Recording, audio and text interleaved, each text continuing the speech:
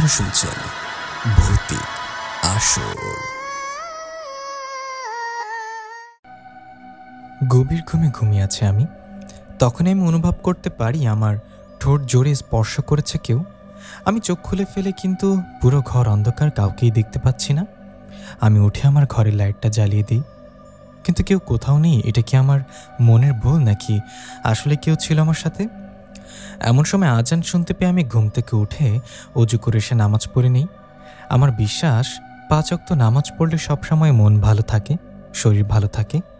সকাল হতেই বাবা মার থেকে বিদায় নিয়ে কলেজ থেকে রওনা দিলাম। কলেজে যেতে যেতে আমার পরিচয়টা দেওয়া যাক। আমার নাম মিথিলা, ইন্টারে পড়াশোনা করছি। পরিবার বলতে বাবা মার একটা আদরের ছোট বোন, আমার বোনের নাম তিথি। আমার বাবার আদরের 2 রাজকন্যা আমরা।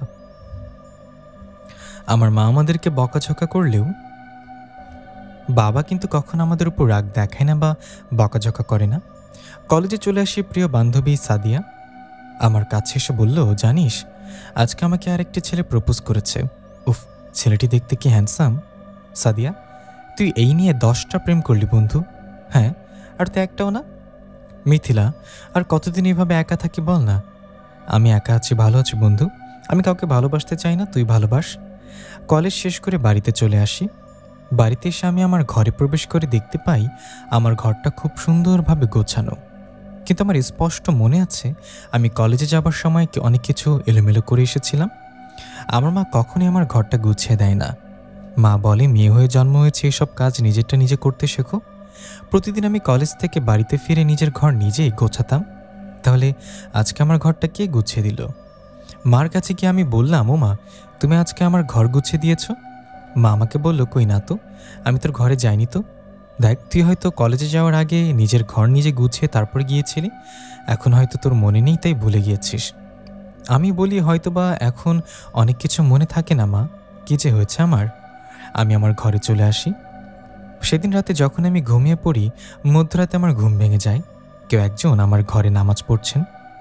ঘুম থেকে জেগে দেখতে পাই ঘরের আলো নিভানো। আমার ঘরের মেঝেতে একটা লোক দাঁড়িয়ে যায়, নামাজ পড়ছে। লোকটা খুব সুন্দর একটা সাদা অদ্ভুত ধরনের পোশাক পরে আছে, তার মাথায় একটা সাদা রঙের টুপি। আমি তো অনেক ভয় পেয়ে যাই, এত রাতে আমার ঘরে কে নামাজ পড়ছেন। তবে নিজেকে নিজে অনেক সান্ত্বনা দিচ্ছিলাম, কারণ যেহেতু সে নামাজ পড়ছেন, আর যাই হোক, সে খারাপ কিছু হতে পারে না। আমি অপেক্ষা করছিলাম কখন তার নামাজ শেষ হবে। আমি তার কাছে জানতে চাইব সে কে, কোথা থেকে আমার ঘরের ভেতরে প্রবেশ করলো। তার নামাজ পড়া শেষ হলো, সে জায়নামাজে বসেছিল। আমি তার পেছন থেকে তাকে বলি, এই যে, কে আপনি? আপনি আমার ঘরে এলেন কি করে? আর আমার ঘরে মেঝেতে নামাজ পড়ছেন কেন? তখন সে পুরুষটা আমাকে বলে, আসলে আমি গত কিছুদিন ধরে আপনার পিছু নিয়েছি। আপনাকে আমার অনেক ভালো লাগে। আমাকে ভয় পাবেন না, আমি আপনার কোনো ক্ষতি করার জন্য আসিনি। আপনাকে দেখতে ইচ্ছে করছিল, তাই এলাম। আপনাকে দেখলে আমার মনটা ভালো হয়ে যায়। আর হ্যাঁ, আমার নাম হচ্ছে সুফিয়ান। আমি আপনার কোনো ক্ষতি করব না। আমি একটা জিন। দেখুন, আমি জানি আপনি অনেক সাহসী একটা মেয়ে। আমি লুকিয়ে লুকিয়ে আপনাকে দেখি। আমি আপনার সাথে বন্ধুত্ব করতে চাই। আপনি কি আমার সাথে বন্ধুত্ব করবেন?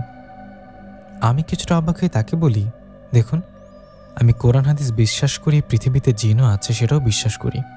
আপনি একটা জিন, তাতে কোনো সন্দেহ নেই, কারণ আমার ঘরটা লাগানো, তার ভিতরে আপনি প্রবেশ করতে পেরেছেন। আমি আপনাকে ভয় পেতাম যদি আপনি খারাপ কেউ হতেন, কিন্তু আপনি আল্লাহ পাকের ইবাদত করছেন, তাই আমি ওরকমভাবে ভয় পাইনি। আর রইলা, আপনি আমার সাথে বন্ধুত্ব হতে চান? আপনার সম্পর্ক তো আমি কিছু জানি না, এখনও আমি তাও আপনার মুখটাও দেখিনি। আমার দিকে ঘুরে তাকান। যদি মনে হয় আপনি একজন ভালো জিন, তাহলে আমি আপনার সাথে বন্ধুত্ব করব। তখন সুফিয়ান নামক জিনটি আমার দিকে ঘুরে তাকায়। এতদিন শুনে এসেছি জিনেরা দেখতে অনেক ভয়ানক হয়, তবে একটা জিন যে এত সুন্দর হতে পারে না দেখলে বুঝতে পারতাম না। লম্বা চৌড়া একটা মুখ, চোখের রং নীল, গায়ের রং মাশাআল্লাহ অনেক সুন্দর।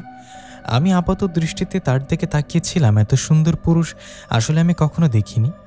সুফিয়ান আমাকে বলে, বিশ্বাস করেন, আমি কখনো কোনো মানুষের ক্ষতি করিনি। আপনার সাথে আমি এই কারণে বন্ধুত্ব করতে চাই, কারণ আপনি আল্লাহ পাকের একজন নেক বান্দা। আপনি যখন নামাজ শেষ করে কোরআন তেলাওয়াত করেন, আমার না অনেক ভালো লাগে জানেন। তাই আমি আপনার বন্ধু হতে চাই। আপনার বিপদ আপদে, সুখে দুঃখে সবসময় পাশে থাকতে চাই। দয়া করে আপনি আমাকে ফিরিয়ে দেবেন না। আমি তার দিকে অপরূপ দৃষ্টিতে তাকিয়েছিলাম। সে এত সুন্দর কি করে? এত সুন্দরভাবে কথা বলে কি করে? তখন সুফিয়ান জিন আমাকে বলেন, এভাবে তাকিয়ে আছেন কেন? আমি আপনাকে প্রশ্ন করেছি, প্রশ্নের উত্তর দিন। কি উত্তর দেব বুঝতে পারছিলাম না। আপনাকে দেখছি একটা জিন, এত সুন্দর কি হতে পারে? আপনি কি কোনো জিন?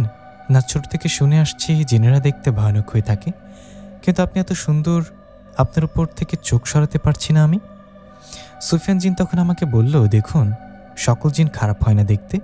যারা খারাপ জিন তারা দেখতে অনেক ভয়ানক হয়, কিন্তু যারা ভালো জিন তারা দেখতে অনেক ভালো হয়।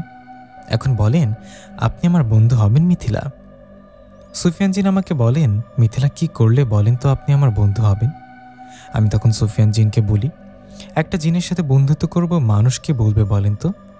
আমার কথা শুনে সুফিয়ান হেসে দেয়। আমি তাকে বলি, আপনি হাসছেন কেন? আমি কি এমন বললাম যে আপনি হাসছেন এভাবে? তখন সুফিয়ান বলেন, আপনি কি বেকুব? আমি তো অদৃশ্য জগতের একজন। যতক্ষণ আমি না চাইবো অন্য কেউ আমাকে দেখতে পারবে না।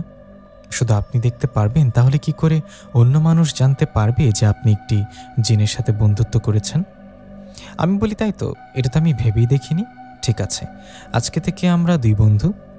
সুফিয়ান, আপনার কপালটা কত ভালো, আপনি অদৃশ্য হয়ে কত জায়গায় ঘোরাফেরা করতে পারেন, আপনাকে কেউ দেখে না, কেউ আটকায় না। সুফিয়ান আমাকে বলেন, আপনিও কি আমার মতো অদৃশ্য হতে চান? আমি চাইলে আপনাকে অদৃশ্য করতে পারি। সত্যি, আমিও আপনাদের মতো অদৃশ্য হতে পারবো। আমাকেও চোখে কেউ দেখতে পারবে না। সত্যি আপনি পারবেন আমাকে আপনাদের মতো অদৃশ্য করতে? সুফিয়ান আমাকে বলেন, হ্যাঁ পারবো, কিন্তু আজকে না। আমাদের জগতে একটা জাদুর ফল গাছ আছে, সেখানে জাদুর এক ধরনের ফল ধরে। সেই গাছের ফল খেলে আপনিও 4 ঘন্টার জন্য অদৃশ্য হতে পারবেন। আমি আগামীকাল আমাদের জগৎ থেকে আসার সময় আপনার জন্য সেই জাদুর গাছের জাদুর ফলটা নিয়ে আসব। সেটা আপনি খাওয়ার সাথে সাথে 4 ঘন্টার জন্য অদৃশ্য হয়ে যাবেন। তারপরে আমি আপনাকে নিয়ে ঘুরতে বের হব। আপনাকে কেউ দেখতে পাবে না, আর কেউ আটকাবেও না। কিন্তু এটা করতে হলে আপনাকে আমার প্রতি বিশ্বাস রাখতে হবে। আমি তখন সুফিয়ানকে বলি, যে ব্যক্তি আল্লাহ পাকের ইবাদত করেন, আমার বিশ্বাস আর যাই হোক, সে আমার কোনো ক্ষতি করবে না। সুফিয়ান বলেন, তাহলে আজকে আমি আসি, কালকে আপনার জন্য সে জাদুর গাছের জাদুকরি ফলটা নিয়ে আসব। সুফিয়ান আমার থেকে বিদায় নিয়ে আস্তে আস্তে আমার ঘর থেকে অদৃশ্য হয়ে যায়। সুফিয়ান চলে যাওয়ায় কিছুক্ষণ পর চারপাশে ফজরের আজান দেয়। আমি ফজরের নামাজ পড়ে ঘুমিয়ে পড়ি। পরের দিন আমি আমার কলেজে আমার প্রিয় বান্ধবী সাদিয়া আমার কাছে এসে বলে, কিরে মিথিলা, আজকে তোকে এত খুশি খুশি লাগছে, কি ব্যাপার, কারোর প্রেমে পড়লি নাকি? আরে না বান্ধবী, কারোর প্রেমে পড়িনি, কিন্তু নতুন একটা বন্ধু হয়েছে। তখন সাদিয়া বলে, কি নতুন বন্ধু, কে, ছেলে না মেয়ে, কোনটা? আমি সাদিয়াকে বলি, ছেলে বন্ধু। কিরে মিথিলা, তোর তো কোনো ছেলে বন্ধু ছিল না, হঠাৎ এই ব্যক্তির কোথা থেকে এত এলো? সত্যি করে বল বন্ধু, প্রেমিকা নাকি? আরে না, সত্যি বলছি, এটা আমার বন্ধু, খুবই ভালো রে সে। তো আমার সাথে দেখা করাবি কবে? তাকে আমিও দেখতে চাই। কি এমন ভালো বন্ধু তোর, যার এত প্রশংসা করছিস তুই? আমি আমার বান্ধবী সাদিয়াকে বলি, সে কোনো বেনামাজির সাথে দেখা করে না। তুই কাল থেকে 5 ওয়াক্ত নামাজ পড়, তাহলে আমি তোর সাথে দেখা করিয়ে দেব। তখন আমার বান্ধবী সাদিয়া বলে, তাহলে বোধহয় তোর প্রিয় বন্ধুর সাথে আমার আর দেখা হলো না রে, কারণ আমি তো চেষ্টা করি তোর মতো 5 ওয়াক্ত নামাজ পড়তে, কিন্তু আমার দুষ্ট দুষ্ট বিএফটা হতে দেয় না। তাহলে তাদেরকে ছেড়ে দিলেই তো হয়, তাদেরকে ছেড়ে দে। বন্ধু ছেড়ে দে বললেই কি আর ছেড়ে দেওয়া যায়? ঠিক আছে, আমি চেষ্টা করব। এখন তো কলেজ শেষ, বাড়িতে চলে যাই। হ্যাঁ ঠিকই বলেছিস, চল বাড়ির দিকে যাওয়া যায়। আমি আমার বাড়িতে এসে মার সাথে বাড়িতে হাতে কাজে লাগাই। আমার একটা অভ্যাস ছিল, প্রতিদিন দুপুরে খাওয়া দাওয়ার পর জোহরের নামাজ আদায় করে কিছুক্ষণ ঘুমানোর। সেদিন আমি দুপুরবেলা খাওয়া দাওয়া করে নামাজ পড়ে ঘুমিয়েছিলাম। আমি যখন গভীর ঘুমেছিলাম তখন আমি অনুভব করতে পারি একটা গরম নিঃশ্বাস আমার ঘাড়ের কাছে বারবার এসে পড়ছে, তার সাথে 2টি ঠান্ডা হাত আমার ঠোঁট জোরে কে যেন স্পর্শ করছেন। আমার একটা অভ্যাস ছিল প্রতিদিন দুপুরবেলা খাওয়া দাওয়া করে জোহরের নামাজের পরে একটা ঘুম দেয়া। সেদিনও দুপুরে খাওয়া দাওয়া করে আমি ঘুমাতে যাই। আমি যখন গভীর ঘুমেছিলাম তখন আমি অনুভব করতে পারি একটা গরম নিঃশ্বাস আমার ঘাড়ের কাছে এসে পড়ছে বারবার। আমার ঘুমটা ভেঙে যায়, আমি উঠে দেখি ঘরের ভেতরে কেউ নেই, পুরো ঘর ফাঁকা। তাহলে আমি যে কিছুক্ষণ আগে অনুভব করলাম সেটা কি ছিল? সেসব কিছু কি আমার কল্পনা ছিল? রাতের বেলায় আমি ঈশার নামাজ পড়ে কোরআন তেলাওয়াত করলাম। তার 10টার সময় আমি কোরআন শরীফ পড়া শেষ করে ঘুমাতে আসবো, তখন দেখি আমার খাটের উপর সুফিয়ান জিন বসে আছে। আমি তাকে বলি, আপনি কখন এলেন, আমাকে কেন ডাকলেন না? সুফিয়ান আমাকে বলে, আপনার কোরআন তেলাওয়াত এত ভালো লাগে যে আপনাকে ডাকতে ইচ্ছে করলো না? আমি তখন সুফিয়ানকে বলি, আমার জন্য আপনার দেশের থেকে সেই ফলটি নিয়ে এসেছেন? সুফিয়ান বলল, হ্যাঁ এনেছি তো। এটা বলে সে তার পকেট থেকে একটা ছোট্ট আপেল বের করে আনে। আপেলটির রং ছিল নীল রঙের। এই ধরনের আপেল আমি কখনো দেখিনি। আমি সুফিয়ানকে বলি, এই আপেলটা এত ছোট কেন, আর এটার রং নীল কেন? এটার মধ্যে কি বিষ আছে? এটা খেলে কি আমি মারা যাব? সুফিয়ান আমার কথা শুনে রাগ করে বলে, তোমার অ্যাপেলটা খেতে হবে না, তুমি আমার উপর বিশ্বাস করো না, ঠিক আছে আমি চলে যাই। আমি তখন বলি, আরে না, আমি তো তোমার সাথে মজা করছিলাম। তুমি আমার বন্ধু হও, আমি কি তোমার সাথে মজা করতে পারি না? আমি তো জানি তুমি আমাকে হত্যা করতে পারো না। দাও সে আপেলটা, আমার কাছে দাও, আমি খাচ্ছি। সুফিয়ান তখন সে অদ্ভুত জাদুর ফলটা আমার হাতে দেয়। আমি সে ফলটাকে খেয়ে ফেলি। ফলটা খাওয়ার পর আমার কিছুই হচ্ছে না। আমি সুফিয়ানকে বলি, আমার তো কিছু অনুভব করতে পারছি না। তুমি তো বললা এই ফলটা খাওয়ার পর আমি তোমাদের মতো জিন হয়ে যাব, কিন্তু কই? তখন সুফিয়ান আমাকে বলে, তুমি এখন আমাদের জগতেরই একজন হয়ে গেছো। বিশ্বাস হচ্ছে না? আমার হাত দুইটা ধরো। আমি তখন সুফিয়ানের হাত দুটো ধরি। সুফিয়ান আমাকে নিয়ে আমার ঘরের বাইরে চলে আসে, যেটা দেখে আমি অনেকটা অবাক হয়ে যাই, কারণ আমি গেট খুলে তারপরে বের হইনি, আমি দেয়াল ভেদ করে বের হয়েছি। তার মানে এখন আমি একটা জিন হয়ে গেছি। আমি যে কোনো জায়গায় যেতে পারবো, দেয়ালের এপার ওপার হতে পারবো সব কিছু। সুফিয়ান বলে, কি এবার বিশ্বাস হলো তো? তোমার ভেতরে আমাদের মতো শক্তি চলে এসেছে। হ্যাঁ, বিশ্বাস হচ্ছে। তোমাকে অনেক ধন্যবাদ আমার ইচ্ছেটা পূরণ করার জন্য সুফিয়ান। সুফিয়ান আর আমি আমাদের বাড়ির বাইরে চলে আসি। তারপরে কয়টা পছন্দের জায়গা ঘুরতে বের হয় আমি আর সুফিয়ান মিলে। ঘুরতে ঘুরতে আমরা চলে আসি আমার বান্ধবী সাদিয়ার বাড়ির কাছে। আমি তখন সুফিয়ানকে বলি, চলো না আমার বান্ধবীর সাথে দেখা করে আসি। সুফিয়ান আমাকে বলে, তুমি ভুলে যাচ্ছ তোমার বান্ধবী তোমাকে দেখতে পারবে না মিথিলা, কারণ তুমি এখন একটা জিন। আমি সুফিয়ানকে বলি, সে আমাকে দেখতে পারবে না তাতে কি, আমি তো তাকে দেখতে পারবো, আসুন আমার সাথে। আমি আর সুফিয়ান তখন আমার বান্ধবীর সাথে দেখা করার জন্য তার ঘরে যাই। ঘরে আসার পরে দেখতে পাই আমার বান্ধবী সাদিয়া এখনো জেগে আছে আর তার প্রেমিকদের সাথে কথা বলছে, যেটা দেখে আমি অনেকটাই রাগ হয়ে ওর উপরে। কতবার বলেছি এসব কিছু বাদ দিয়ে আল্লাহর রাস্তায় ফিরে আয়, কিন্তু সে এলো না। আমি সিদ্ধান্ত নেই আজকে আমি আমার বান্ধবীকে এত ভয় দেখাবো যে সে আল্লাহর পথে ফিরে আসবে। আমি সুফিয়ানকে বলি। সুফিয়ান বলে, ঠিক আছে, তাহলে তুমি তোমার বান্ধবীর কাছে গিয়ে তার নাম ধরে ডাকো। আমি এপাশে লাইটটা বন্ধ করছি আবার চালু করছি, দেখবি সে অনেকটা ভয় পেয়ে যাবে। আমি তখন আমার বান্ধবী সাদিয়ার কাছে গিয়ে বলি, কিরে কি করিস? আমি কিন্তু দেখে ফেলেছি। সাদিয়া তখন বলে, কে আমার ঘরে? আমি বলি, আমি হচ্ছি ভূত। এটা বলে আমি আমার বান্ধবীর কোমরে একটা চিমটি কাটি। আমার বান্ধবী সাদিয়া তখন মাকে ডাকতে শুরু করে আর বলে, মা কোথায় তুমি? আমাকে ভূতে মেরে ফেললো। সে কান্না করে দেয়। আমি তখন বলি, এখনকার মতো আমি চলে যাচ্ছি, কিন্তু কাল থেকে তুই যদি 5 ওয়াক্ত নামাজ না পড়িস তাহলে আমি আবার আসবো, সেদিন তোর মাও তোকে বাঁচাতে পারবে না। আমি সুফিয়ান সেখান থেকে বের হয়ে আসি। এর থেকে বেশি ভয় দেখালে আমার বান্ধবী ভয় মরে যাবে, কিন্তু আমি তো এটা চাই না। সতে হলো সে আমার বান্ধবী। বাড়িতে চলে আসার পর সে আপেলের গুণাগুণ শেষ হয়ে যায়, কারণ 5 ঘন্টা হয়ে গেছে। আমি সুফিয়ানকে বলি, তোমাকে অনেক ধন্যবাদ আমাকে এত আনন্দ দেওয়ার জন্য। সুফিয়ান বলে, ধন্যবাদ দিতে হবে না, আর কিছুক্ষণ পর ফজরের আজান দেবে, তারপর তুমি আর আমি নামাজ আদায় করব। নামাজের পর তুমি আমাকে কোরআন তেলাওয়াত করে শোনাবে। তোমার কণ্ঠে কোরআন তেলাওয়াত কি যে সুন্দর লাগে তোমাকে বলে বোঝাতে পারবো না। তার কিছুক্ষণ পর ফজরের আজান দেয়। আমি আর সুফিয়ান সেদিন আমার ঘরে ফজরের নামাজ আদায় করি।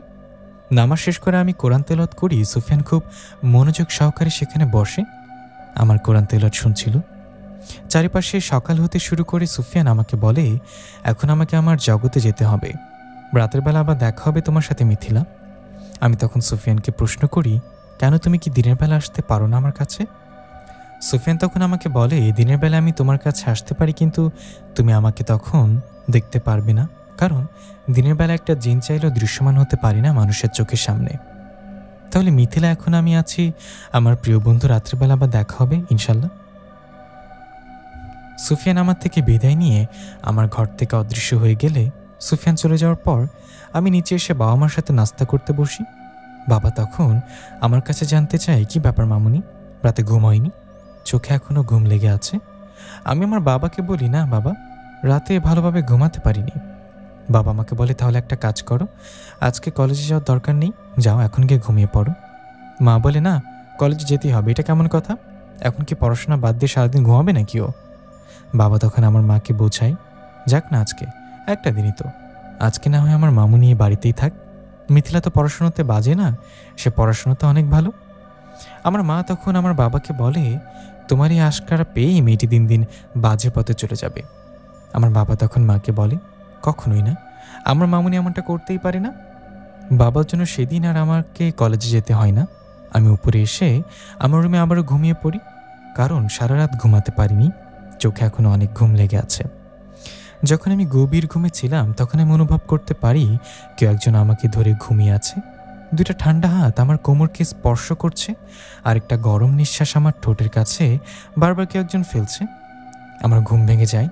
আমি লাফিয়ে ঘুম থেকে উঠে আমার ঘরের চারিপাশে তাকাই, কিন্তু ঘরে তো কেউ নেই। তখন আমার মনে পড়ে যায় সকালে সুফিয়ান আমাকে কি বলেছিল, দিনের বেলায় একটা জিন অদৃশ্য হয়ে মানুষের কাছে আসতে পারে। তাহলে যে আমি এসব কিছু অনুভব করছি, তাহলে কি আমার ঘরে একটা জিন আছে যে অদৃশ্য হয়ে আমার কাছে আসে? আমি সাথে সাথে আমার ঘর থেকে বের হয়ে আমার মার ঘরে চলে যাই। আমাকে বলে, কিরে মিথিলা, কি হয়েছে, এভাবে হাঁপাচ্ছিস কেন? আমি মাকে বলি, মা, আমার ঘরে কেউ একজন আছে মা। কি, তোর ঘরে কেউ একজন আছে মানে? আয় তো আমার সাথে আয়। মা আমাকে নিয়ে আমার ঘরে আসে, দেখে ঘরে কেউ নেই। তখন মা আমাকে বলে, কিরে, তুই কি পাগল হয়ে যাচ্ছিস দিনে দিনে? ঘরে তো কেউ নেই, তুই যে বললি ঘরে কেউ একজন আছে। আমি তখন মাকে বলি, আছে তো, কিন্তু তুমি দেখতে পারবে? আমি ঘুমালে সে আমাকে ধরে ঘুমায়। বিশ্বাস করো মা, কেউ একজন আছে। মা আমাকে বলে, তুই বোধহয় আসলে পাগল হয়ে যাচ্ছিস, দিনের বেলায় কি ভূত পেতে আসবে নাকি? তোর ইমান দুর্বল হয়ে যাচ্ছে, তুই বেশি বেশি করে ইবাদত কর, আল্লাহর কাছে সাহায্য চা, দেখবি সব কিছু ঠিক হয়ে যাবে। মাকে আমি বললেও সে বিশ্বাস করবে না, তাই আমি মার সাথে আর তর্ক করি না। আমি ভাবি রাতে যখন সুফিয়ান আসবে আমি তাকে বলবো সে কিছু একটা করতে পারবে। সেদিন রাতে আমি সুফিয়ানের অপেক্ষায় ছিলাম, কিন্তু ঘড়ির কাঁটা রাত 1টা, এখনও সুফিয়ানের কোনো দেখা নেই। আমি বুঝতে পারলাম আজকে সুফিয়ান আসবে না, তাই আমি ঘুমিয়ে পড়লাম। ঘুমের মাঝে আমি খুব অদ্ভুত একটা স্বপ্ন দেখি। আমি দেখি একটা বিয়ের পিঁড়িতে বউ সেজে বসে আছি, আর আমার পাশে ভয়ঙ্কর একটা লোক জামাই সেজে বসে আছে। আমি দেখে বুঝতে পারি সেই লোকটা মানুষ না, কারণ মানুষ দেখতে এত ভয়ঙ্কর হতে পারে না। আমাদের সামনে আগুন জ্বলছে আর পাড়ে বসে আছে একটা পুরোহিত, সে আমাদের বিয়ে পড়াচ্ছে। একটা পর্যায়ে সে ভয়ঙ্কর জিনটা আমার মাথায় সিঁদুর দেওয়ার জন্য এগিয়ে আসে। ঠিক তখনই আমার মনে পড়ে যায় আমি তো মুসলমান। আমি স্বপ্নের মাঝে সেই জিনটার হাত ধরে ফেলি আর তাকে বলি, না, আমি তোমাকে বিয়ে করতে পারবো না, আমি একজন মুসলমান। কিন্তু সেই জিনটা জোর করে আমার মাথায় সিঁদুর দেওয়ার চেষ্টা করে। আমি তখন সেই জিনটার গালে 2টা চড় মারি আর বলি, তুই বুঝতে পারছিস না আমি তোকে বিয়ে করতে পারবো না, শয়তানের পূজারি, সর আমার সামনে থেকে। এটা বলেই তাকে একটা ধাক্কা দিয়ে সেখান থেকে উঠে দৌড় লাগাই। আমি দৌড়াচ্ছিলাম আর আমার সামনে সকল কিছু আস্তে আস্তে অন্ধকার হয়ে আসে, আর একটা অদৃশ্য কণ্ঠ আমাকে বলে, আহা প্রিয়তমা, আমার কথায় পালাবে? তোমাকে তো আমি আমারই করবই। ঠিক তখনই ফজরের আজান আমার কানে ভেসে আসে, সাথে সাথে আমার ঘুমটা ভেঙে যায় আর আমি ঘুম থেকে লাফিয়ে উঠি। অজু করে এসে নামাজ পড়ে মোনাজাতে আল্লাহ পাককে বলি, হে আমার রব, তুমি আমাকে সাহায্য করো। আমার সাথে কি হচ্ছে আমি জানি না, সুফিয়ান কেন আমার কাছে আসছে না সেটাও আমি জানি না, তবে আমার মালিক তুমি তো সকল কিছু জানো, আমাকে সাহায্য করো। নামাজ শেষ করে নাস্তা করে আমি কলেজে যাই। আমার প্রিয় বান্ধবী সাদিয়া আমার কাছে এসে দাঁড়ায়। তাকে দেখে আমি অবাক হয়ে তার দিকে তাকিয়ে থাকি। একই দেখছি আমি, আজকে সে পর্দা করে কলেজে এসেছে। যে মেয়েটা একটা সময় খোলামেলা পোশাক পরতে পছন্দ করত, সে মেয়েটা আজকে পর্দা করেছে। সাদিয়া আমার কাছে এসে আমাকে একটা সালাম দেয়। মাশাআল্লাহ সাদিয়া, তোকে দেখতে কত সুন্দর লাগছে, তুই জানিস কিন্তু এই পরিবর্তনের কারণটা কি? সাদিয়া তখন আমাকে বলে, তুই তো গতকাল কলেজে আসিসনি, তোকে বলা হয়নি। আসলে গত 2 দিন আগে রাতে আমার সাথে একটা ঘটনা ঘটেছে। আমার কাছে একটা ভূত এসেছিল, সে আমাকে ভয় দেখিয়েছিল জানিস, তখন আমি অনেক ভয় পেয়েছিলাম। কিন্তু পরে আমি ভেবে দেখলাম সে আসলে আমাকে ইসলামের দাওয়াত দিতে এসেছিল। আমি নিজের ভুলগুলোকে শুধরে নেওয়ার চেষ্টা করেছি, আল্লাহর পথে চলার চেষ্টা করছি। আমি তখন আমার বান্ধবী সাদিয়াকে বলি, যদি একটা কথা বলি তুই কি রাগ করবি? সাদিয়া বলে, না, রাগ করবো না, কি কথা বল। তুই যে সেদিন ভয় পেয়েছিলি সেটা আসলে কোনো ভূত ছিল না, সেটা আমিই ছিলাম। তোকে ভয় দেখানোর জন্য আমি অদৃশ্য হয়ে তোর কাছে এসেছিলাম। সাদিয়া আমার মুখে এই কথা শুনে অবাক হয়ে বলে, আমি ঠিক বুঝতে পারছি না, তুই মানে? আমি তখন সাদিয়াকে সকল কিছু খুলে বলি। সাদিয়া বলে, তাহলে তো নতুন বন্ধু আসলে একটা জিন। মিথিলা, আমিও সুফিয়ানের সাথে দেখা করতে চাই, আমিও তার সাথে দেখা করব। তুই তো কথা দিয়েছিলি আমি যদি ভালো হয়ে যাই তাহলে তার সাথে আমাকে দেখা করাবি। দেখ, এখন তো আমি ভালো হয়ে গেছি, আমার তার সাথে দেখা করা। আমি তখন সাদিয়াকে বলি, গত 2 দিন সে আমার কাছে আসছে না, এবং কেন আসছে না তা আমি জানি না রে। তবে গতকাল রাতে আমি একটা অনেক ভয়ানক স্বপ্ন দেখেছি। স্বপ্ন বললে ভুল হবে, কারণ আমি এখনও শিওর না সেটা কি স্বপ্ন ছিল না বাস্তব। সাদিয়াকে আমি গতকাল রাতের বিষয়ে সব কিছু খুলে বলি।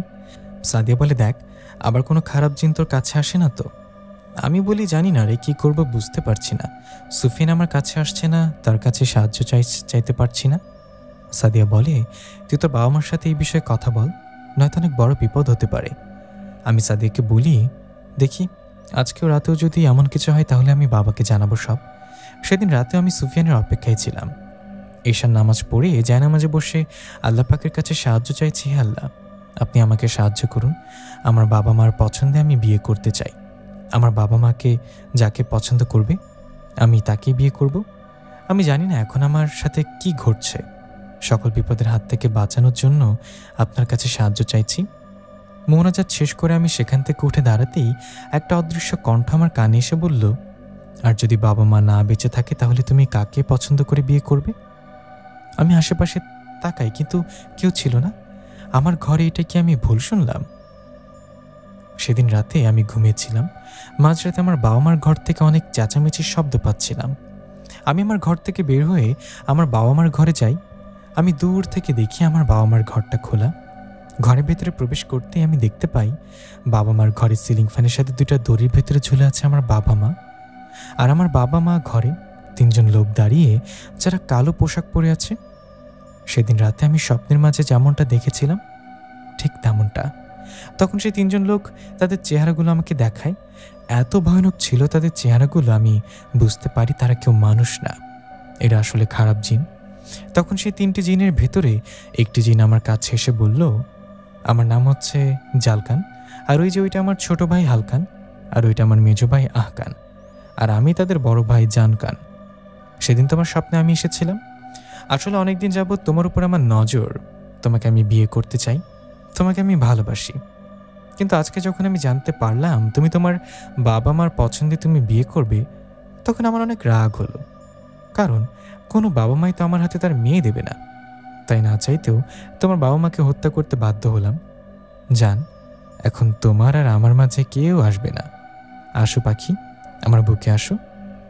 সে ভয়ঙ্কর জিনটা আমার দিকে এগিয়ে আসছিল। আমি তখন সেই জিনটাকে একটা ধাক্কা দিয়ে আমাদের বাড়ির বাইরে চলে আসি এবং মানুষদের কাছে সাহায্য চাওয়ার জন্য আশেপাশে আমি সকল প্রতিবেশীদের কাছে সাহায্য চাইছিলাম, কিন্তু কি আমার ডাক শুনছিল না। আমি পাগলের মতো দৌড়াচ্ছিলাম। ঠিক তখনই আমার পেছনে একটা কালো রঙের ঘোড়া দৌড়াতে দৌড়াতে আসে। আমার কাছে আসছিল। ঘোড়াটার চোখ দুটি আগুনের মতো জ্বলজ্বল করছিল, আর সে ঘোড়ার উপরে বসেছিল জালকানের ছোট ভাই হালকান। সে আমাকে বলছিল, ভাবি, এত দৌড়ালে যে আপনার পা ব্যথা হয়ে যাবে। এক কাজ করেন, আমার ঘোড়ার উপরে উঠে আসেন। আমাদেরকে দেখে ভয় পাচ্ছেন কেন? আপনি তো আমার ভাইয়ের বউ হবেন। আমি ভয় পেয়ে আরও জোরে জোরে দৌড়াতে শুরু করি। একটা সময় আমি একটি ইটের সাথে ধাক্কা খেয়ে মাটিতে পড়ে যাই। ঠিক তখনই সেই ঘোড়াটা আমার কাছে এসে থামে। সে ঘোড়ার উপর থেকে নেমে আসে হালকান। সে একটি ভয়ঙ্কর হাসি দিয়ে আমার কাছে আসছিল। আমি অনেক ভয় পাচ্ছিলাম, কিন্তু ঠিক তখনই আমার পেছনে আমার কাঁধে হাত রাখে সুফিয়ান। সুফিয়ানকে দেখে আমি কান্না করে দিই আর তাকে জড়িয়ে ধরি। সুফিয়ান আমাকে বলে, আমি জানি তোমার সাথে কি হয়েছে। আমি সুফিয়ানকে বলি, তোমাকে কতবার ডেকেছি, তুমি কেন এলে না? তুমি জানো তারা আমার বাবা মাকে মেরে ফেলেছে। সুফিয়ান আমার কাছে কেন এতদিন আসতে পারলো না? এখন কি পারবে সে তাদের হাত থেকে আমাকে বাঁচাতে? আমি সুফিয়ানকে বলি, তুমি কয়েকদিন কেন এলে না আমার কাছে? সুফিয়ান আমাকে বলে, ওদের জন্য ওরা 3 ভাই তোমাদের বাড়িটা বন্ধ করে রেখেছিল কালো জাদুর মাধ্যমে। আমি অনেক চেষ্টা করেছি আসার জন্য, কিন্তু আসতে পারিনি। আমি বাইরে থেকে দেখেছি ওরা কিভাবে তোমাদেরকে ভয় দেখিয়েছে, তোমার বাবা মাকে হত্যা করেছে। কিন্তু বিশ্বাস করো, আমি অনেক চেষ্টা করেছিলাম তোমার কাছে আসার জন্য। এখনো তোমার কাছে আসতে পারতাম না আর যদি না তুমি তোমাদের বাড়ি থেকে বাইরে না আসতে। সুফিয়ানকে দেখে জালকানের ছোট ভাই হালকান বলে, দেখ, তুই আমাদের দুশ্মন না, তুই আমাদের কাজে বাধা দিস না। তুই এখান থেকে চলে যা, নয়তো আমার বড় ভাই তোকে ছাড়বে না। আমার ভাইকে তুই চিনিস না? আমার ভাইয়ের কাছে 20,000 খারাপ জিনের বহর আছে। সুফিয়ান তখন বলে, আমার জানের মালিক আল্লাহ, তোদের হাতে যদি আমার মৃত্যু থাকে তাহলে তাই হবে। এটা বলে সুফিয়ান ঝাঁপিয়ে পড়ল হালকানের উপর। হালকান কোনোভাবে সুফিয়ানের সাথে পারল না। সুফিয়ান হালকানকে মারতে মারতে আহত করে দেয়। তখন অন্ধকার থেকে আরও 2টি কালো ঘোড়া বের হয়ে আসে, যাদের উপরে বসা ছিল জালকান আর তার ভাই, মেজ ভাই আহকান। জালকান সুফিয়ানকে বলে, তুই আমার ছোট ভাইকে ছেড়ে দে। সুফিয়ান তখন তার শক্তির মাধ্যমে তার হাতে একটা তলোয়ারি নিয়ে আসে, আর সেই তলোয়ারি জালকানের ছোট ভাইয়ের গলায় ঠেকিয়ে বলে, পারলে তোর ভাইকে তুই ছাড়িয়ে নিয়ে যা। জালকান এখন তার পেছনে থেকে আমার ছোট বোন তিথিকে বের করে নিয়ে আসে আর আমাকে বলে, মিথিলা, তুমি কি চাও তোমার বাবা মার সাথে তোমার ছোট বোনটিকে আমরা মেরে ফেলি? এখন তো তোমার এই বোন ছাড়া আপন বলতে কেউ নেই। আমি তখন কান্না করে বলি, আমার বোনটাকে ছেড়ে দাও দয়া করে, সে ভয় পাচ্ছে। জালকান বলে, তাহলে তুমি তোমার ভালোবাসার মানুষকে বলো না আমার ছোট ভাইকে ছেড়ে দিতে, নয়তো তোমার বোনকে আমি এখানেই মেরে ফেলবো। আমি তখন সুফিয়ানকে বলি, দয়া করে তার ছোট ভাইকে ছেড়ে দাও, নয়তো সে আমার বোনটাকে মেরে ফেলবে। বাবা মাকে তো হারিয়ে ফেললাম, এখন কি আমার বোনটাকে হারাবো? সুফিয়ান তখন জালকানের ছোট ভাইকে মুক্ত করে দেয়। সাথে সাথে জালকান ও তার মেজ ভাই একসাথে একটা আগুনের শিকল দিয়ে সুফিয়ানকে বেঁধে ফেলে। তারপর আমাকে বলে, তুমি কাল রাতে বসে যে তোমার ঘরে বসে থাকবে, আমি আসবো তোমাকে নিতে। কাল হবে আমাদের বিয়ে। আজকে তোমার ছোট বোন আর তোমার ভালোবাসার মানুষকে নিয়ে যাচ্ছে আমার জগতে। মনে রেখো, কাল যদি এসে দেখি তুমি সেই বসে বসে নেই, তাহলে তোমার ভালোবাসার মানুষ আর তোমার ছোট বোনকে আমি মেরে ফেলবো। তাদেরকে যদি বাঁচাতে চাও তাহলে নতুন বসে আমার জন্য অপেক্ষা করবে। আজকে যদি তোমার বাবা মার লাশগুলোকে দাফন কাফনের ব্যবস্থা করো। এটা বলে সুফিয়ানকে তাদের ঘোড়ার সাথে বাঁধে আর আমার বোনকে ঘোড়ায় উঠিয়ে ঘোড়া 3টে অন্ধকার আস্তে আস্তে মিলে গেল। আহত অবস্থায় সুফিয়ান আমাকে বলছিল, তুমি আল্লাহ পাকের উপর বিশ্বাস রাখো, সে অবশ্যই সাহায্য করবে। তারা চলে যাওয়ার পর আমি পাগলের মতো কান্না করছিলাম। তখন আমার মনে পড়ে, আমার বাবা মা তো সেই ফ্যানে এখনো ঝুলছে, তাদের লাশগুলো তো দাফন কাফনের ব্যবস্থা করতে হবে। আর ছুটে গেলাম আমার বাড়িতে। আবার বাড়িতে আসার পর দেখি আশেপাশে সকল প্রতিবেশীরা আমাদের বাড়িতে দাঁড়িয়ে আছে। ততক্ষণে রাত শেষ হয়ে সকাল হয়ে গেছে। আমি সকল প্রতিবেশীদের কাছে গিয়ে বলি, আপনারা এইভাবে স্বার্থপর হলেন কি করে? আপনাদের বিপদ আপদে আমার বাবা মার সবসময় পাশে ছিল, কিন্তু আমাদের বিপদে আপনাদের কাউকে পাইনি গতকাল রাতে সাহায্যের জন্য। আমি কত ডাকলাম, আপনাদের কেউ এলেন না আমাদের কাছে। তখন সকল প্রতিবেশীরা আমাকে বলে, তুমি ডেকেছ কিন্তু আমরা তো কোনো ডাক শুনতে পাইনি। দেখো মা মিথিলা, আমরা কিন্তু তোমার বাবা মাকে অনেক ভালোবাসতাম, তারা আমাদের জন্য অনেক কিছু করেছে। আমরা যদি জানতাম তাদের বিপদ, তাহলে কি আমরা আসতাম না বলো? আমি তখন বুঝতে পারি এটা জালকানের কাজ। সে তার মায়ের শক্তি ব্যবহার করে সকলকে গভীর ঘুমে পাঠিয়ে দিয়েছিল, তাই কেউ আমার ডাক শুনতে পাইনি। আমি তখন প্রতিবেশীদেরকে বলি, আমার বাবা মাকে কবরবাসী করতে হবে, আমাকে একটু সাহায্য করুন। সবাই তখন আমাকে সাহায্য করতে শুরু করে। ঠিক তখনই আমি শুনতে পাই মসজিদের ইমাম সাহেব আমার বাবা মাকে গোসল করাবে না, জানাজা পড়াবে না। আমি তাদের কাছে কারণটা জানতে চাইলে তারা বলে, ইমাম সাহেব নাকি বলেছে যারা গলায় দড়ি দিয়ে আত্মহত্যা করেছে তাদের জানাজা সে পড়াতে পারবে না। আমি এই কথা শুনে ইমাম সাহেবের কাছে চলে যাই আর তার কাছে গিয়ে তাকে বলি, আমার বাবা মা আত্মহত্যা করেনি। আমার বাবা আমাকে তো আপনি খুব ভালো করেই চিনতেন। আমার বাবা 5 ওয়াক্ত নামাজ পড়তো, আমাদের পরিবারের সকলে আল্লাহ পাকের পথে চলতো। ইমাম সাহেব তখন বলে, হ্যাঁ তোমার বাবাও তোমাদের সকলের বিষয়ে আমি জানি, কিন্তু আমি বুঝতে পারছি না কেন তারা আত্মহত্যা করলো। আমি তখন আবারও বলি, তারা আত্মহত্যা করেনি, তাদেরকে খুন করা হয়েছে। আমি তখন ইমাম সাহেবকে বলি, অন্য কাউকে বললে হয়তো বিশ্বাস করবে না, সবাই ভাববে আমি পাগল হয়ে গেছি, কিন্তু আপনি আল্লাহ পাকের একজন বান্দা, আপনি ইসলাম সম্পর্কে অনেক কিছু জানেন, তাই আমি আপনাকে বলছি। আমি তখন ইমাম সাহেবকে সব কিছু খুলে বলি, গতকাল রাতে কি কি ঘটেছে। স্বপ্ন শুনে ইমাম সাহেব বলেন, আমি দুঃখিত, আমি তো জানতাম না। আমি অবশ্যই তোমার বাবা মার জানাজা পড়াবো। আর মা মিথিলা, তুমি ভেঙে পড়ো না, আল্লাহ পাক সেই কাফের জিনগুলোকে এই কাজের জন্য শাস্তি অবশ্যই দেবে। ইমাম সাহেব আমার বাবা মাকে গোসল করিয়ে জানাজা পড়িয়ে কবরবাসী করে। কবর দেওয়ার পর সকলে আমার বাবা আর কবরের কাছে এসে এক এক করে বিদায় নিয়ে নেয়, কিন্তু আমি একাই বসেছিলাম কবরের সামনে আর কান্না করতে করতে আল্লাহ পাককে বলছিলাম, হে আল্লাহ, তুমি আমাকে সাহায্য করো, আমি যে এখন একা, আমাকে তুমি সাহায্য করো মালিক। ঠিক তখনই আমার কাছে একটা বৃদ্ধ লোক এসে দাঁড়ায়। আমি দেখছি লোকটার বয়স আনুমানিক 70 থেকে 80 হবে।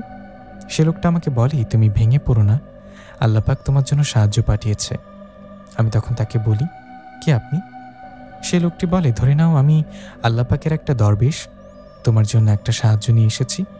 দেখো মামিথিলা, তোমার বাবা মার মৃত্যুটা এভাবে লেখা ছিল, তাই হয়তো হয়েছে, কিন্তু তোমাকে ভেঙে পড়লে চলবে না, সে পাপীদের শাস্তি দিতে হবে। আমি তখন বলি, আমি কিভাবে তাদেরকে শাস্তি দেব? সে দরবেশ তখন তার পকেট থেকে একটা আপেল বের করে।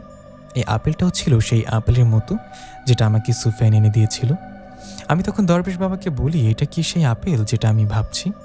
দরবেশ বলে, হ্যাঁ, এটাই সেই জাদুর আপেল, এটা খাওয়ার পর তুমি 5 ঘন্টার জন্য জিন হয়ে যাবে। আমি তোমাকে একটা ঠিকানা বলছি, তুমি জিন হয়ে সেখানে যাবে। ঠিকানাটা হচ্ছে এখান থেকে অনেক দূরে একটা গভীর জঙ্গলে। আজকে পূর্ণিমার রাত, সে জঙ্গলের মাঝে একটা বিচারের ব্যবস্থা হবে, কিন্তু কোনো মানুষের বিচার না, সেখানে বিচার করা হবে জিনদের। আর যে বিচার করবে 3 জন জিন সম্রাট, সম্রাট জুম্মেন, সম্রাট ইসমাইল, সম্রাট সুলেইমান। তুমি সেখানে গিয়ে তোমার সাথে হওয়া যাওয়া এই অন্যায়ের কথা তাদেরকে জানাবে, তারপর দেখবে যা করার তারাই করবে। এটা বলে সে দরবেশ আমার সামনে থেকে চলে গেল অদৃশ্য হয়ে। আমি বুঝতে পারলাম আসলে আল্লাহর পক্ষ থেকে আমার জন্য সাহায্য নিয়ে এসেছেন তিনি। চারিপাশে সন্ধ্যা নেমে এসেছে, আমাকে তাড়াতাড়ি সেখানে যেতে হবে, কারণ মাঝরাতের আগে যদি আমি আমার বাড়িতে ফিরে না আসি আর বৈশাখী যদি ঘরে বসে না থাকি, তাহলে জালকান আমার 2টি আপন মানুষকে হত্যা করে ফেলবে। আমি সেই নীল রঙের জাদুর আপেলটা খেয়ে ফেলি। আপেলটা খাওয়ার পর আমি একটা জিন হয়ে গেছি। এখন আমার ভিতরে জিনেদের মতো সকল শক্তি আছে, আমি চোখের পলকে যে কোনো জায়গায় যেতে পারবো। আমি রওনা করি সেই গভীর জঙ্গলের উদ্দেশ্যে। আমি কি আমার সাথে ঘটে যাওয়া অন্যায়ের বিচার পাবো? আমি সেই জঙ্গলে যাওয়ার জন্য রওনা করি। কিছুক্ষণের ভেতরে আমি সেই জঙ্গলে চলে আসি, কারণ এখন তো আমি জিন, আমি চোখের পলকে অনেক দূরে যেতে পারি। জঙ্গলে প্রবেশ করে আমি সেই পথ ধরে হাঁটছিলাম আকাশে, কিন্তু পূর্ণিমার আলো, তাই পথ চলতে আমার তেমন একটা কষ্ট হচ্ছিল না। বেশ কিছুক্ষণ হাঁটার পর আমি দেখি জঙ্গলের মাঝ বরাবর একটা বিচার বসানো হয়েছে। অনেক মানুষ ছিল সেখানে, আসলে মানুষ বললে ভুল হবে, তারা সকলেই ছিল জিনপরি। আমি যখন সামনে যাই তখন আমি দেখি সকলে গোল হয়ে দাঁড়িয়ে আছে, আর মাঝখানে 3টি সিংহাসন রাখে। সে 3টি সিংহাসনে 3 জন ব্যক্তি বসে আছে, সম্রাট সুলাইমান, সম্রাট ইসমাইল, সম্রাট জুম্মান। আমি এক দৌড়ে গিয়ে তাদের পায়ে ধরে কান্না করি। আমাকে এভাবে কান্না করতে দেখে 3 সম্রাট আমাকে বলে, কি হয়েছে মা, তোমাকে কি কোনো জিন বিরক্ত করেছে বলো? আমি তখন সকল সম্রাটদেরকে বলি, আমি কোনো জিন বা পড়ি না, আসলে আমি একজন সাধারণ মানুষ। আমার মুখে সাধারণ মানুষের কথা শুনে সকলে অবাক হয়ে যায়। তারা বলে, তুমি এখানে কি করে এলে, আর তোমাকে দেখে তো বোঝা যাচ্ছে না তুমি কোনো সাধারণ মানুষ। আমি তখন তাদেরকে বলি, আমি মাত্র 5 ঘন্টার জন্য জিন হতে পেরেছি। আমি সকল সর্দারকে সবকিছু খুলে বলি যা যা ঘটেছে আমার সাথে। আমি কি আমার সাথে ঘটে যাওয়া অন্যায়ের বিচার পাবো? তারা বলে, অবশ্যই পাবে। কিরে, কই তোরা, বের হয় তো। তখনই আমি দেখি অনেকগুলো সৈনিক জিন সেখানে এসে দাঁড়ালো। এবার বলল যে, সম্রাট, আমাদের জন্য কি আদেশ করা হচ্ছে? 3 জন সম্রাট বলল, যা সে কাফের জালকানো তার 2 ভাইকে তুলে নিয়ে আয়, আজ তাদের বিচার হবে। সৈনিক জিনেরা তখন বলল, এটা আমরা করতে পারবো না, কারণ এর আগেও আমরা তাদেরকে ধরতে গিয়েছিলাম। যখন আমরা তাদের কাছে যাই তারা পালিয়ে যায়, তাদের নামে অনেক বিচার আছে, এর আগেও তারা অনেক অপরাধ করেছে। তখন ইসমাইল সম্রাট দাঁড়িয়ে বলেন, আমার কাছে একটা পরিকল্পনা আছে। সবাই জানতে চায় কি পরিকল্পনা? ইসমাইল সম্রাট বলে, মা মিথিলা, তোমার সাথে ঘটে যাওয়া অন্যায়ের বিচার তো হবে, কিন্তু তাকে ধরতে তোমার সাহায্য লাগবে। তুমি এখন থেকে তোমার বাড়িতে ফিরে যাবে, তারপর নতুন বউ সেজে ঘরের ভেতরে বসে থাকবে। মাঝরাতে যখন জালকান তোমাকে নিতে আসবে তখন তুমি তার সাথে চলে যাবে। ভয় পেও না মা, তোমার পেছন পেছন আমাদের সৈনিকরা থাকবে। আসলে যে করেই হোক সে জালকানের আসল ঠিকানা আমাদের জানতে হবে। তোমাকে নিয়ে যখন জালকান চাঁদের জগতে যাবে, পেছনে পেছনে আমাদের সৈনিকরাও সেখানে যাওয়ার রাস্তা দেখে ফেলবে। তারপর সকল সৈনিকরা মিলে তোমাদেরকে উদ্ধার করবে, তখন সেখান থেকে জালকান ও তার ভাইরাও পালাতে পারবে না কোথাও। আমি বলি, ঠিক আছে। সম্রাট সৈনিকদের বলেন, মনে রাখিস, জালকান যেন কোনোভাবেই বুঝতে না পারে তোরা এই মেয়েটির আশেপাশে আছিস, তাহলে সে আবারও পালিয়ে যাবে। সৈনিকরা বলে, ঠিক আছে সম্রাট, সে কোনোভাবে জানতে পারবে না। আমি আবারও আমার বাড়িতে ফিরে আসি, তারপর নতুন বউ সেজে খাটের উপরে বসে পড়ি। আমার কষ্ট হচ্ছিল, সকালবেলায় বাবা মার লাশগুলো দাফন করলাম, এখন আবার নতুন বউ সেজে বসে আছি। মাঝরাতে জালকান আমার বাড়িতে আসে। সে আমার কাছে এসে বলে, তুমি অনেক জ্ঞানী একটা মেয়ে। তুমি যদি আজকে বসে যে না বসে থাকতে, তাহলে তোমার দুইটা আপন মানুষ আমি মেরে ফেলতাম। তুমি কি এখন আমার উপরে রাগ মিথিলা, আমার জান পাখি? দেখো, আমি যা করেছি আমাদের জন্য করেছি, তোমাকে পাওয়ার জন্য করেছি। চলো এখন আমার সাথে চলো, আজকে আমাদের বিয়ে হবে আমাদের জগতে। আমি জালকানের সাথে ঘরের বাইরে চলে আসি। তারপর জালকান আমাকে নিয়ে তার ঘোড়ায় করে তার জগতের দিকে রওনা করে। ঘোড়াটা অনেক জোরে দৌড়াচ্ছিল। আমার ভয় হচ্ছে এই সৈনিকগুলো আবার পথ হারিয়ে ফেলবে না তো। অনেকক্ষণ অপেক্ষার পর জালকান আমাকে নিয়ে তার জগতে প্রবেশ করে। আমি দেখি চারিপাশে একটা গ্রাম, পরিত্যক্ত একটা গ্রাম, চারিপাশে যেন হাহাকার লেগে গেছে। জালকান আমাকে বলে, জানো জান, একটা সময় এই গ্রামে অনেক মানুষ থাকতো, কিন্তু আমার থাকার জন্য একটা রাজ্য দরকার, তাই না? আমি আমার সাথীদের নিয়ে এক রাতের ভিতরে এই গ্রামে থাকা সকলকে হত্যা করি। তারপর থেকে এটাই হয়ে যায় আমার রাজ্য, এটাই হচ্ছে আমার জগৎ। এই রাজ্যর আমি রাজা, আর তুমি হবে এখানকার মহারানী। জালকান আমাকে নিয়ে সেই গ্রামের একটা মাঠে আসে। আমি দেখি পুরো মাঠে অনেক মানুষ দাঁড়িয়ে আছে কালো পোশাক পরে। আমি বুঝতে পারি এরা সকলেই হচ্ছে খারাপ জিন, জালকানের গোলাম। সেই মাঠের মাঝ বরাবর আমাদের বিয়ের আয়োজন করা হয়েছে। আমাকে নিয়ে সেই বিয়ের পিঁড়িতে উঠে পড়ল। আমি দেখি পাশেই দুইটি গাছের সাথে আমার ছোট বোন তিথি আর একটি গাছের সাথে সুফিয়ানকে বেঁধে রেখেছে তারা। সুফিয়ানকে অনেক মারধর করেছেন, তার শরীর থেকে রক্ত বের হচ্ছে। রক্ত দেখে আমার চোখ দিয়ে পানি চলে আসে। জালকান আমাকে বলে, আহা, কান্না করছো কেন? আজকে আমাদের বিয়ে, কান্না করো না। জালকান আমাকে নিয়ে বিয়ের পিঁড়িতে বসে পড়ে। আমাদের মাঝখানে আগুন জ্বলছে। উপরে বসে আছে একটা পুরোহিত, আর পাশে বসে আছে জালকান জামাই সেজে। এই পুরোপুরি সেই স্বপ্নের মতো, সেই যে স্বপ্নটা আমি সেদিন রাতে দেখেছিলাম। আমার অনেক ভয় হচ্ছিল, সেই সৈনিকগুলো কি পথ হারিয়ে ফেলেছে? তারা কি দেখতে পায়নি জালকানের জগতে আসলে কোথায়? তাহলে কি জালকান আমাকে বিয়ে করে ফেলবে? আমাকে আর কেউ বাঁচাতে পারবে না? কি হতে চলেছে আমার সাথে? জালকান যখন আমার মাথায় সিঁদুরটা দিয়ে দেয় বিয়েটা শেষ করবে, তখনই সে মাঠের চারপাশে হাজার হাজার ভালো জিন সৈনিক এসে দাঁড়ায়। আমি তখন বুঝতে পারি তারা পথ হারায়নি, তারা আমার পেছনেই ছিল। জালকান ও তার ভাইরা আর সকল গোলামরা ফেসে যায়। কেউ কোথাও পালাতে পারে না, কারণ তাদের থেকে আরও বহুগুণ বেশি ছিল সেই সব জিন সৈনিকেরা। সৈনিকরা আমাকে মুক্ত করে, আমার বোনকে সে মুক্ত করে সুফিয়ানকে মুক্ত করে দেয়। আর জালকান ও তার 3 ভাইকে নিয়ে আবার হাজির হয় সেই জঙ্গলে যেখানে আজকে বিচার বসে। জালকান তার 2 ভাই মাথা নিচু করে বসেছিল। 3 জন সম্রাট আমার কাছে জানতে চাই, মিথিলা, তোমার বাবা মাকে এরা হত্যা করেছে, এখন তুমি বলো তাদের কি শাস্তি দেবে? তুমি যে শাস্তির কথা বলবে তাদেরকে আমরা সেই শাস্তি দেব। আমি তখন বলি, ওরা আমার বাবা মাকে ফাঁসি দিয়েছে, আমি চাই জালকানের ছোট ভাইকে এখানেই ফাঁসি দেওয়া হোক। কিন্তু জালকান এগুলো দেখবে শুধু, আমি যেভাবে কষ্ট পেয়েছি সে একইভাবে কষ্ট পাবে। জালকান পাগলের মতো বলছিল, আমার ভাইদেরকে মেরো না, আমাকে মেরে ফেলো, তারপর আমার ভাইদেরকে ছেড়ে দাও।